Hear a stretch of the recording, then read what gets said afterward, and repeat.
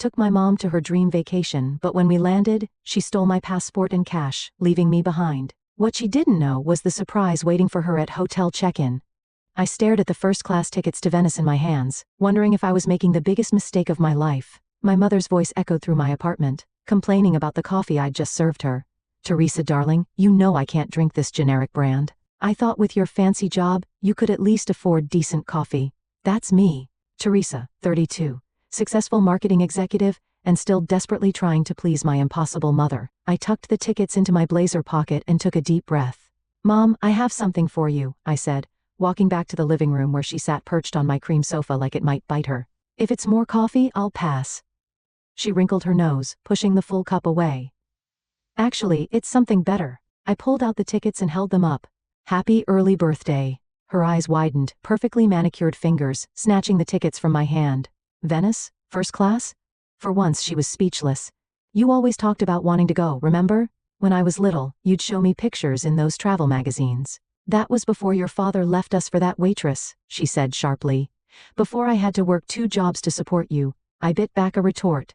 She'd been playing the martyr card for 20 years, conveniently forgetting the child support checks and alimony that had paid for her shopping sprees. "Well, now you can finally go," I said, forcing brightness into my voice. "We can go together." 2 weeks in Venice, staying at the Belmond Hotel Cipriani. Everything's arranged. She examined the tickets closely, her expression unreadable. "This must have cost a fortune. I've been saving. I thought it would be nice for us to spend some time together." She set the tickets down carefully. "When do we leave?" "Next week." "I've already cleared it with work and next week?" She stood up abruptly. "That's too soon. I need time to prepare to shop. You can't expect me to just drop everything." "Mom, please." "I checked your schedule with Linda at the salon. You don't have any appointments that can't be rescheduled." She narrowed her eyes. "You went behind my back?" I wanted it to be a surprise.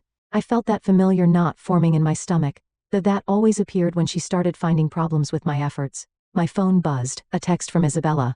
"Did you tell her yet? How'd she take it?" I ignored it for now. Isabella had warned me this might not go as planned, but I'd insisted on trying. After all, everyone deserves a second chance, right? "Well," my mother said finally, picking up the tickets again. "I suppose I could make it work, but I'll need new luggage and clothes. You can't expect me to show up at a 5-star hotel looking like a tourist." "I've thought of that too." I reached for my purse and pulled out a gift card for that boutique you like on 5th Avenue. Her eyes lit up, the first genuine smile I'd seen all morning. She took the gift card, running her finger along its edge. "You really did think of everything, didn't you? I want this to be special, Mom. A fresh start for us." She stood up, gathering her designer handbag. "Well, I better get shopping then. These things take time to plan properly." As I walked her to the door, she surprised me with a quick hug. "You're a good daughter, Teresa. Sometimes I forget that." The words hit me like a punch to the gut. Praise and guilt all wrapped up in one neat package. Classic Mom.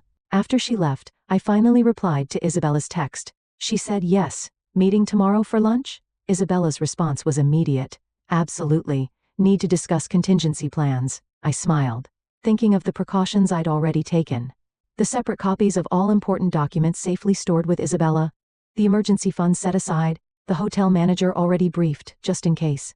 Because while I wanted to believe this trip would heal our relationship, 20 years of disappointment had taught me to hope for the best but prepare for the worst. Looking at my mother's untouched coffee cup, I remembered something she used to say when I was little. "Trust is earned, not given." "Well, Mom," I thought, picking up the cup, "I guess we'll both find out if you've earned it." I dumped the coffee in the sink, watching the dark liquid swirl down the drain. 1 week, until Venice. 1 week until either everything changed for the better, or I learned once and for all that some relationships couldn't be fixed, no matter how much money or effort you threw at them. Either way, at least I'd know. Final boarding call for flight 789 to Venice Marco Polo Airport. I checked my watch again, pacing near the gate.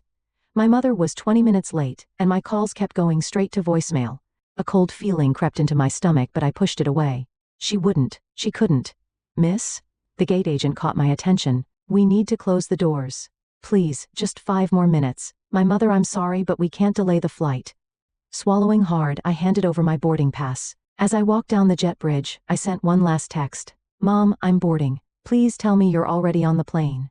The first-class cabin was half empty. I scanned the seats hoping to see her familiar blonde head, but she wasn't there. A flight attendant approached with a sympathetic smile. "Can I help you find someone?" My mother, we're traveling together. She should be in too. The attendant checked her tablet. I'm sorry, but no one has checked in for that seat. My hands started shaking as I sank into my seat. This wasn't happening. I pulled out my phone one last time before the doors closed, dialing Isabella. Bella, she's not here. What, did she miss the flight? I don't know, she's not answering her phone. Could you already on it? I'll check her house. Call around. The flight attendant gestured for me to end the call. We'll figure this out, Isabella said quickly. Just try to rest during the flight. 8 hours later, I stumbled through Marco Polo Airport, exhausted and worried sick. That's when I saw her. My mother standing at the baggage claim, collecting her designer suitcase. Mom, I called out. Relief flooding through me. What happened? Why didn't you? She turned, and for a split second I caught a flash of something in her eyes, guilt, triumph, before she bolted toward the exit. Mom, wait. I chased after her, dragging my carry-on. As I reached for my passport at the customs checkpoint, my blood ran cold. My travel wallet was missing, the one containing my passport, cash, and credit cards. No. I emptied my purse onto a nearby bench. Nothing. Through the glass doors, I watched helplessly as my mother jumped into a waiting taxi. Miss, a customs officer approached. Is everything all right? My mother, I couldn't even finish the sentence. My phone buzzed, a text from an unknown number. Darling, did you really think I'd let you play the hero? Venice was always my dream, not our dream. Don't worry. I'll put your money to good use. Consider it payback for all those years I sacrificed for you. Love, Mom. My legs gave out and I collapsed onto the bench. A young woman sitting nearby looked up from her book. Hey, are you okay? I shook my head, tears finally spilling over. My mother? She stole my passport and money. She's gone. Oh my God. The woman moved closer. I'm Presley. Let me help. We should talk to the police. The police? I laughed bitterly. In a foreign country? She's my mother. They'll never believe me. My phone buzzed again. Isabella. Teresa, your mom's house is empty. All her stuff is gone. What's happening? With trembling fingers I typed. She took everything. The passport, the emergency cash. She planned this all along. Check your email, Isabella replied instantly. Remember Plan B? I pulled up my email, and there it was. A folder labeled Venice Emergency. Inside were scans of my passport, copies of police reports I'd filed months ago documenting my mother's previous attempts at financial fraud, and contact information for Zachary, the hotel manager I'd briefed about potential issues. Presley was still sitting beside me, her face concerned. Look, she said, I'm staying at the Bellman too. Let me help you get there, and we can figure this out. My phone buzzed one more time. Isabella again, already called the hotel. Zachary's expecting her. Remember what we discussed? Let her think she's won. The higher she climbs, the harder she'll fall. I took a deep breath, wiping away my tears. Thank you, I said to Presley. I'd appreciate that ride. As we walked to the taxi stand, I thought about my mother's text. Payback, she'd said. Well, Mom, I thought, you're not the only one who knows how to play the long game. You taught me well, maybe too well. The Belmont Hotel Cipriani, please, I told the driver, my voice steady now. Let her think she'd won. Let her enjoy her moment of triumph. Because what my mother didn't know was that her perfect plan had just triggered an avalanche she'd never see coming. The water taxi cut through Venice's Grand Canal, but I barely noticed the stunning architecture surrounding us. Presley sat beside me, already proving herself invaluable by lending me her phone charger and helping me contact the U.S. Embassy. So your mom's been planning this for months? She asked, shaking her head in disbelief. Looks that way. The desk clerk at her building said she'd been slowly moving things out for weeks. My phone rang. Isabella again. I put her on speaker. Teresa, I've got news. Your mother tried to use your credit card at Gucci 10 minutes ago, the one we left active. Perfect. I managed a small smile. Is everything in place at the hotel? Zachary's got it all under control. He said she checked in an hour ago using your reservation. She's in for quite a surprise when she tries to charge anything to the room. Presley leaned forward. Wait. You knew this might happen? Let's just say my mother has a history. I showed her the folder on my phone. These are records of her previous incidents, the time she emptied my college fund, the jewelry she borrowed and sold, the credit card she opened in my name. That's horrible, Presley said. Why didn't you press charges? Because she's my mother, and because I was stupid enough to keep believing she'd change. The water taxi pulled up to the Bellman's private dock. Zachary was already waiting there, his tall figure impossible to miss in his impeccable suit. Miss Teresa, he said, helping me onto the dock. We've been expecting you. Your mother seems quite comfortable in the presidential suite. The presidential suite? I raised an eyebrow. I booked the garden view room. She insisted on an upgrade, attempted to charge it to your card naturally. He smiled thinly. We declined but allowed her to stay there temporarily. We thought you might want to surprise her. My phone buzzed with another text from my mother. The view from up here is divine, darling. You should see how the sunset hits the water. Oh wait, you can't. I showed the text to Zachary, who shook his head in disapproval. We have security footage of her arrival, he said, and of her attempting to use your cards. The police have been notified, but they're waiting for your signal before approaching. Presley touched my arm. I have to check in, but my room is on the 3rd floor if you need anything. Room 312. Thank you, I said sincerely, for everything. After she left, Zachary led me to his office. Isabella's face appeared on his computer screen via video call. Okay, Isabella said. Time to review the plan. Teresa, are you sure about this? We can still call the police right now. I thought about all the years of manipulation, the countless times I'd forgiven her, the way she'd smiled when I gave her those tickets. No. She needs to learn, really learn this time. All right then. Isabella pulled up a document. The hotel security cameras are all active. We've got copies of her fraudulent charges. The embassy is sending over temporary documents, and I've contacted some interesting people from her past who are very eager to share their stories. Zachary handed me a room key. You'll be in the executive suite, 1 floor below her.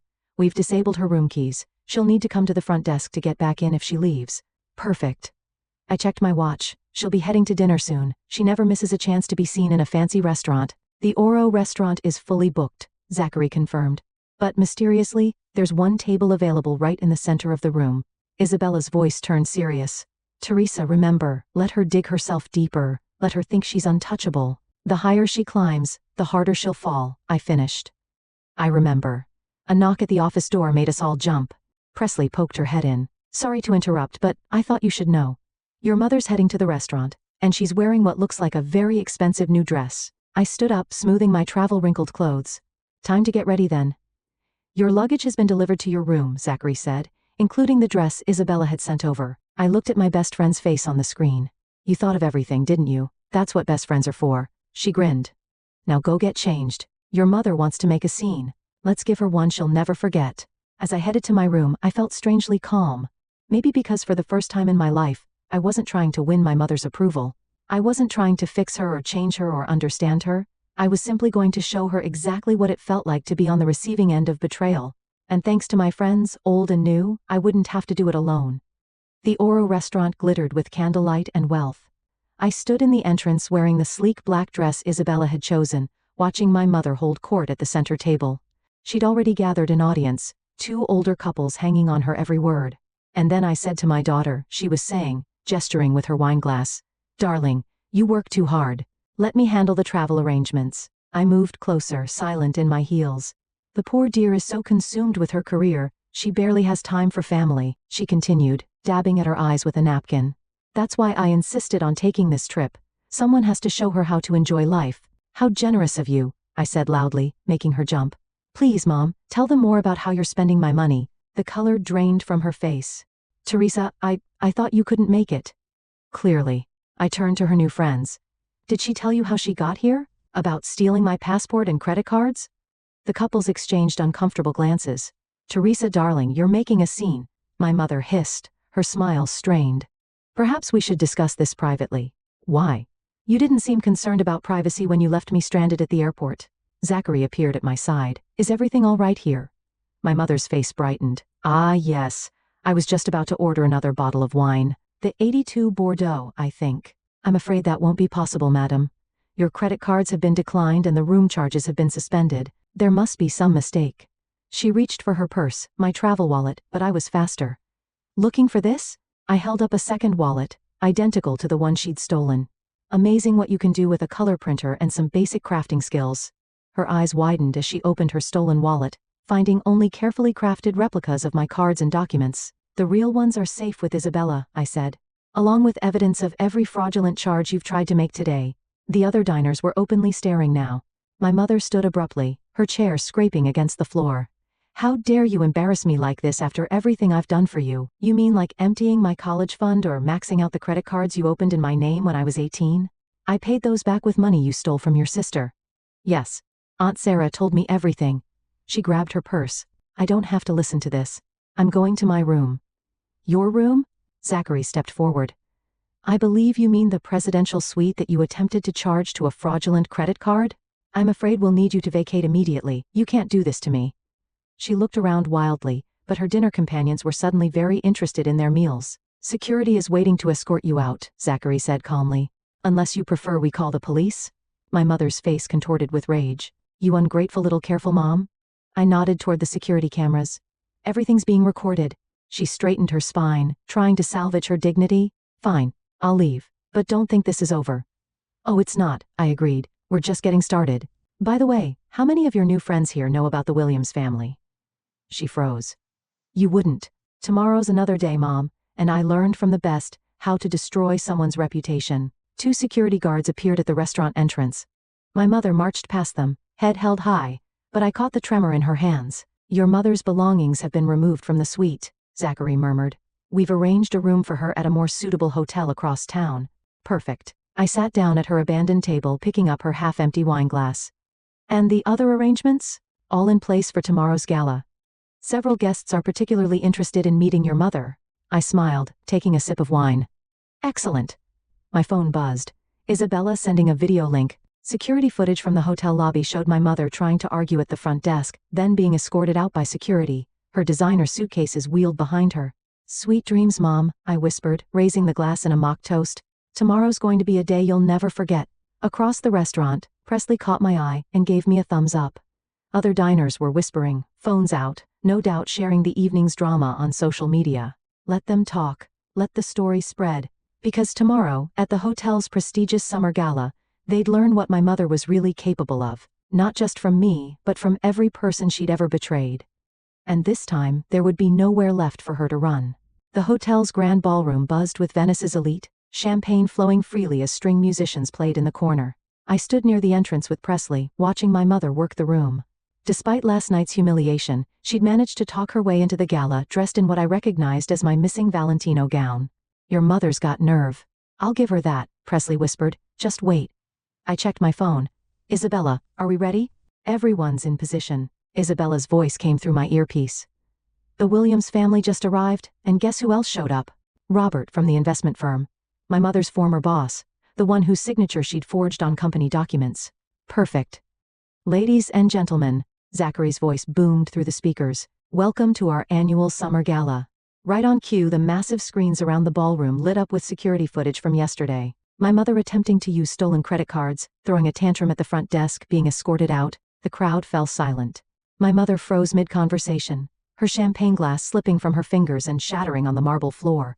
Some of you may recognize this woman, I said, stepping onto the small stage. Giselle, my mother, expert con artist, master manipulator, and tonight's guest of honor. Teresa, stop this immediately. She tried to march toward me, but 2 security guards blocked her path. Why stop? You always taught me to finish what I start. I gestured to the screens, and we're just getting started. Would anyone like to hear about the Williams Family Trust Fund? An elderly couple stepped forward, the Williams looking exactly as their photos showed. She convinced our grandson to invest his entire inheritance in a fake company, Mrs. Williams said, her voice shaking with anger. He was only. That's a lie, my mother shouted. Teresa, how dare you arrange the circus? Is it a lie, Giselle? A man in an expensive suit emerged from the crowd, Robert looking older but just as intimidating as I remembered. Like the documents you forged with my signature? The ones that lost my clients millions?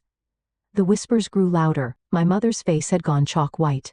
Or perhaps, I continued, we should ask Linda about the charity fundraiser money that mysteriously disappeared. Linda. A woman in her 60s stepped forward. $300,000 meant for children's cancer research, gone. This is ridiculous, my mother sputtered. These people are all lying. Teresa is trying to ruin me because she's jealous of my success. Success? I laughed. Let's talk about success, Mom. Show them the accounts, Isabella. The screens changed to display bank statements, credit card bills, loan documents, all showing a pattern of theft and fraud spanning decades. Your success was built on stealing from others, including your own daughter. I turned to the crowd. She emptied my college fund when I was 17, opened credit cards in my name, and just yesterday, she stole my passport and tried to strand me at the airport. You ungrateful little. She lunged forward, but the guards held firm. Ungrateful? A new voice rang out. Aunt Sarah emerged from the crowd. Like you were ungrateful when our parents left me the house? When you forged my signature to take out a second mortgage? My mother's carefully constructed facade began to crack. Sarah, please. The police are waiting outside. Zachary announced, along with representatives from 3 different banks' fraud departments. You can't prove anything, my mother said desperately, but her voice wavered. Actually, we can. I nodded to Isabella, who had just entered the ballroom. Every document, every fraud, every lie, we have proof of all of it. And thanks to your performance tonight, we have dozens of witnesses. The crowd had formed a circle around my mother, their faces showing disgust and recognition as they connected her to various scams and schemes they'd heard about. This isn't over, she hissed. But the threat sounded hollow. You're right, Mom, it's not over, it's just beginning. The police want to talk to you about identity theft, the banks want to discuss fraud, and I'm sure all these lovely people have their own questions. As the police entered the ballroom, my mother did something I'd never seen before. She began to cry. Not her usual calculated tears, but genuine messy sobs. Teresa, please, I'm your mother. Yes, you are. And you taught me everything I know about revenge. I turned away as the police approached her, including how to serve it cold. The crowd parted as they let her out, her mascara running, my stolen dress dragging on the floor, years of carefully crafted lies and manipulation, unraveling in a single night. Isabella hugged me tightly. You okay? I watched my mother's retreating figure, feeling nothing but a profound sense of relief. I'm free, I said simply. For the first time in my life, I'm actually free. The morning after the gala, I sat in Zachary's office with Isabella, Presley, and a growing group of my mother's victims. The Williams family brought coffee and pastries. Linda from the Charity Foundation had files stretching back 15 years. Aunt Sarah clutched a stack of forged documents. The police found her trying to book a flight to Switzerland, Isabella announced, hanging up her phone, using another stolen credit card, of course. Some people never learn. Aunt Sarah sighed, spreading her papers across the desk. Look at this. She even forged Mom's signature on her will a week before she died. Linda leaned forward.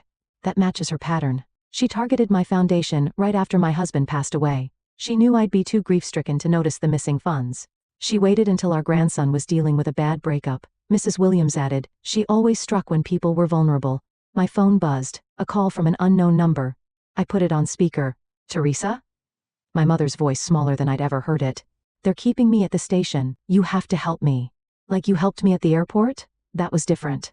I'm your mother. You can't let them do this to me. Aunt Sarah grabbed the phone. Giselle, you remember that summer house you convinced Dad to sign over to you? The police found some interesting documents in the safe there. Silence then. Sarah, what are you doing there? Having a lovely chat with your other victims. Did you really think Teresa was the only one you hurt? You don't understand, my mother pleaded. I had no choice. After Richard left me stop. I took the phone back. Dad left because he caught you embezzling from his company. He didn't abandon us. You drove him away. That's not true. I talked to him last night, Mom, for the first time in 20 years. Want to know what he said? More silence. He told me about the money you stole, the clients you defrauded.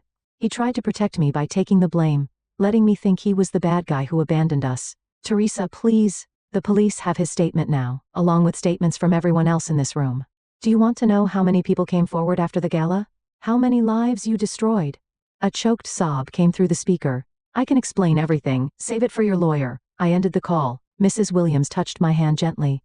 You're nothing like her, dear. Standing up to her took real courage. She's right, Presley said. I've only known you a few days, but I've seen how different you are from her. Isabella pulled up something on her laptop. Speaking of differences, you should see this. She turned the screen to show a news website. The headline read, International Con Artist Exposed at Venice Hotel Gala, Decades of Fraud Uncovered. It's going viral, Isabella said. People are coming forward from all over. That charity scam in Paris, the real estate fraud in London, all her. The detective wants to meet with everyone, Zachary added, entering with fresh coffee. They're building a case for international fraud charges. Linda stood up, straightening her jacket. Well, I am ready to tell them everything. 20 years of silence is enough. One by one they left for the police station, each carrying their pieces of my mother's elaborate web of lies. Finally, only Isabella, Presley, and I remained. What happens now? Presley asked. I walked to the window watching boats cruise down the canal. Now we make sure she can't hurt anyone else. The banks are freezing all her accounts, Isabella reported, and they're investigating everyone she worked with. Your dad's helping track down her overseas assets. My phone buzzed again, another unknown number. This time, a text. Your father was weak. You're weak too. You think this is over? I raised you, Teresa. I made you who you are. You'll never be free of me. I showed the message to Isabella, who immediately started typing on her laptop. Got it. Sending this to the detective now. She's not supposed to contact you. She's scared, Presley observed. That's why she's lashing out. Good. I deleted the message. She should be scared because tomorrow every single person in this room is meeting with the prosecutor. And we all have stories to tell. Isabella closed her laptop with a satisfied smile. Want to know the best part? That Valentino dress she wore to the gala? The security cameras caught her stealing it from your room. That's another charge to add to the list. For the first time since this all began, I laughed, really laughed. Because my mother was right about one thing. She did make me who I am.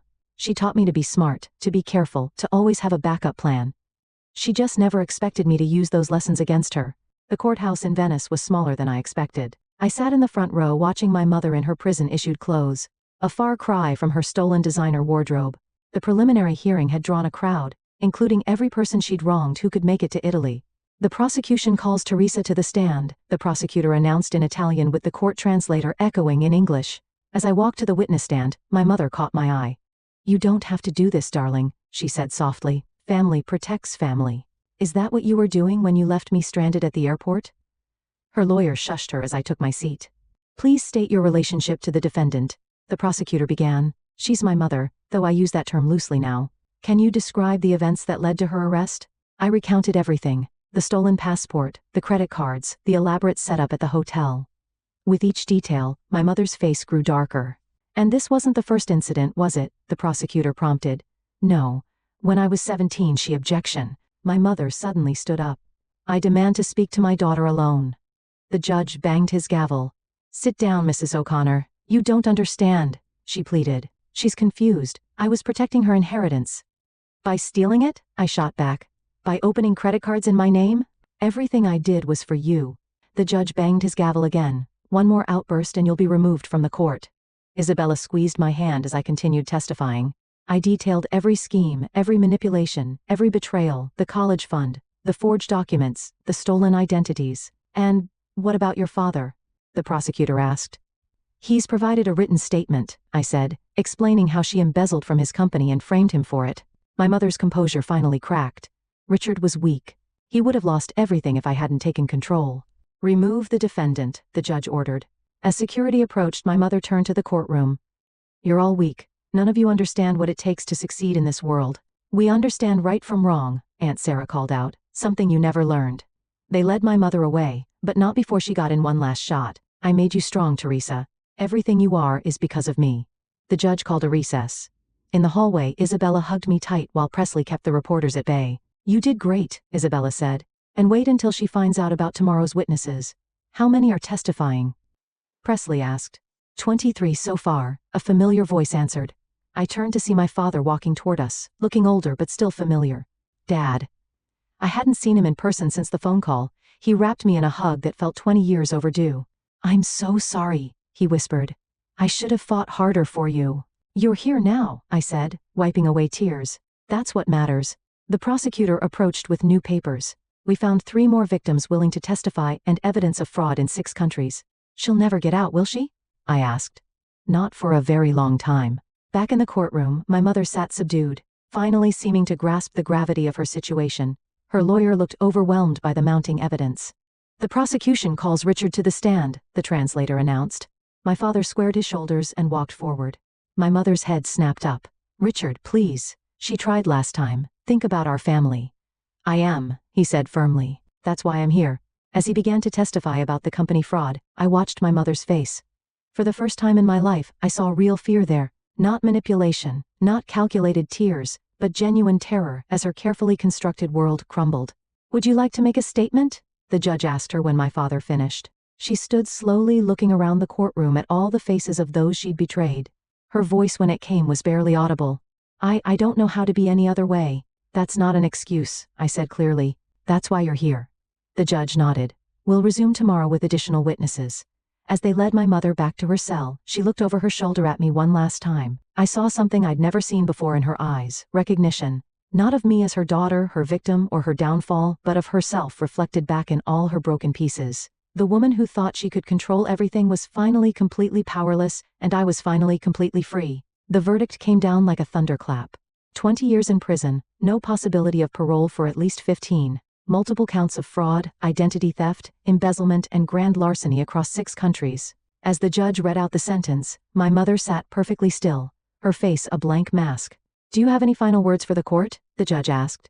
She stood slowly, turning not to the judge but to me. "I thought I was teaching you to survive, to be strong. I didn't realize I was teaching you how to destroy me. You destroyed yourself, Mom. I just showed everyone the truth." The bailiff stepped forward to lead her away, but she resisted for a moment. "Will you visit me?" "No, one word. Simple, final, free." They let her out, and the courtroom erupted in quiet conversation. Isabella squeezed my hand while Presley hugged me from the other side. My father stood nearby, talking with Aunt Sarah. "Miss Teresa?" Zachary appeared at my elbow. "There's something you should see." He led our group to the courthouse steps where dozens of people waited. More victims, more stories, more lives touched by my mother's web of deceit. They all came forward after the news broke. Isabella explained, "Some traveled from as far as Australia." A young woman approached me, tears in her eyes. "Thank you," she said.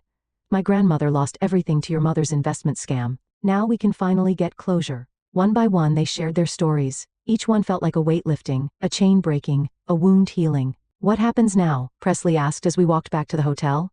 "Now?" I looked at the sunset over Venice's canals, the view my mother had tried to steal. "Now we heal, all of us." In the hotel lobby, Zachary handed me a letter. "This arrived for you." The return address was the women's prison. I almost threw it away, but something made me open it. "My dearest Teresa," it began. "By the time you read this, I'll have been sentenced. I won't ask for forgiveness. We both know I don't deserve it. But I want you to know that in the end, you proved me wrong. I thought love was weakness. You proved it was strength. You gathered an army of broken people and made them whole again.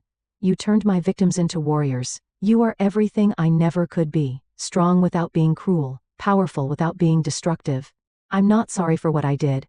I don't know how to be, but I am proud of what you've become, even if it meant becoming my downfall. Maybe that's the only good thing I ever did, creating the person who would finally stop me. Goodbye, my darling daughter. Make a better life than I did. Love, Mom." I handed the letter to Isabella, who read it and passed it around. "Do you believe her?" my father asked gently. "It doesn't matter," I replied. "Her words don't have power over me anymore." The hotel restaurant had prepared a special dinner for our group, all the people who'd helped bring my mother to justice. As we sat down, Isabella raised her glass to Teresa, who turned a nightmare into a revolution. "To justice," Aunt Sarah added. "To freedom," my father said. I looked around the table at these faces, some new friends, some old family, all united by a shared journey toward healing. My phone buzzed with messages from other victims around the world, sharing their stories of recovery and renewal. "To all of us," I said, raising my glass, "for choosing truth over fear." Later that night, I stood on my hotel balcony watching the lights of Venice twinkle across the water. Presley joined me, 2 cups of coffee in hand. "So what's next for you?" she asked. "Isabella and I are starting a support network for fraud victims," I said. "And Dad's helping set up a legal fund for people who can't afford to fight back. Turning pain into purpose." She nodded. "That's real strength." My phone buzzed one last time, a news alert. My mother's face stared back from the screen, but it didn't affect me anymore. She looked small now, diminished, just another criminal in prison clothes. I deleted the alert without reading it. "You know what the best revenge is?" I asked Presley. "Living well, being happy, helping others." "Your mother never understood that kind of power." "No," I agreed. "She never did." The night air was warm and sweet with possibility. Somewhere in the distance, church bells rang, their sound carrying across the water like a reminder that even the darkest stories can end in light. I didn't need my mother's approval anymore. I didn't need her love or her lessons or her twisted version of strength. I had something better: truth, justice, and a family of choice who showed me what real love looks like. That was worth more than all the stolen fortunes in the world.